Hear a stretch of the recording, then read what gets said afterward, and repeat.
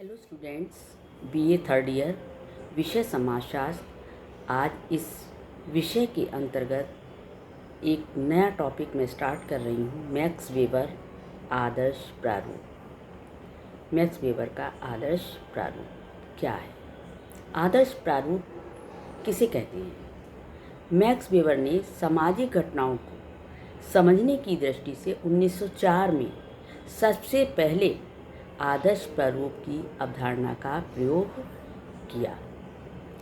इनकी स्पष्ट मान्यता थी कि घटनाओं की प्रकृति को ठीक से समझने के लिए ये आवश्यक है कि आदर्श प्रारूपों को विकसित किया जाए और उनकी सहायता से ये पता लगाया जाए कि किस सीमा तक कोई घटना किसी एक या दूसरे प्रारूप के सदृश या अनुरूप है।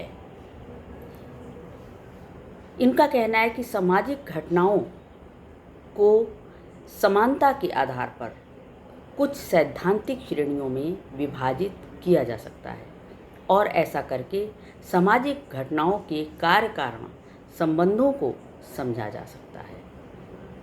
अब लेते हैं कि आदर्श प्रारूप किसे कहते हैं। आदर्श का शब्द का कोई अर्थ जो है वो श्रेष्ठता के संदर्भ में यहाँ पर नहीं है। आदर्श प्रारूप ना तो औसत प्रारूप है और ना ही आदर्शात्मक। इसका अर्थ है कि वास्तविक सामाजिक जीवन में जो तथ्य पाए जाते हैं उनमें से विचार पूर्वक कुछ तथ्यों का चयन किया जाए और उन्हें अध्ययन के लिए एक पैमाना, मापक या मान माना जाए।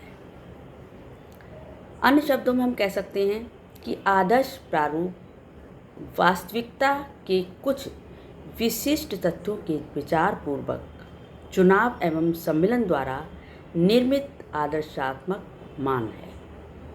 आदर्श प्रारूप का अर्थ कुछ वास्तविक तथ्यों के तर्कसंगत आधार पर यथार्थ अवधारणाओं का प्रतिपादन करना है। अब आता है कि आदर्श प्रारूप की 3 विशेषताएं बताई हैं। नंबर 1, आदर्श प्रारूप का निर्माण कर्ता द्वारा क्रिया के एक विशेष उद्देश्य या अर्थ के लिए किया जाता है जो कि वैज्ञानिक या वस्तुनिष्ठ नहीं होता, उसमें व्यक्तिगत अर्थ सम्मिलित होता है। और दूसरा है, आदर्श प्रारूप सब कुछ का वर्णन या विश्लेषण नहीं करता, वरन किसी सामाजिक व्यवहार का घटना के महत्वपूर्ण पक्षों की व्याख्या करता है। और तीसरा है, इसका प्रयोग ऐतिहासिक समस्याओं के अध्ययन एवं विश्लेषण के लिए किया जाना चाहिए। कोई भी आदर्श प्रारूप अंतिम नहीं है। घटनाओं के परिवर्तन के साथ साथ आदर्श प्रारूप भी बदलते रहते हैं। और इस तरीके से इन्होंने 3 विशेषताएं इसकी बताई गई हैं और इसकी आलोचना में कहा गया है कि वेबर के आदर्श प्रारूप की अवधारणा की ये कहकर आलोचना की जाती है कि इस तरह से तो समाजशास्त्र में सार्वभौमिक नियमों का निर्माण नहीं हो पाएगा, क्योंकि प्रत्येक वैज्ञानिक आदर्श प्रारूप में अपनी अपनी दृष्टि से महत्वपूर्ण तत्वों को सम्मिलित करेगा। दूसरी आलोचना ये है कि इसका प्रयोग केवल तुलनात्मक अध्ययनों के लिए ही हो सकता है, क्योंकि आदर्श प्रारूप के आधार पर हम किसी वास्तविक घटना और आदर्श प्रारूप के बीच पाई जाने वाली समानता एवं भिन्नता ही ज्ञात कर सकते हैं। और तीसरा है, यदि सभी घटनाओं का अध्ययन आदर्श प्रारूप के आधार पर करें तो फिर अनुभवों पर आधारित अध्ययनों का क्या महत्व रहेगा।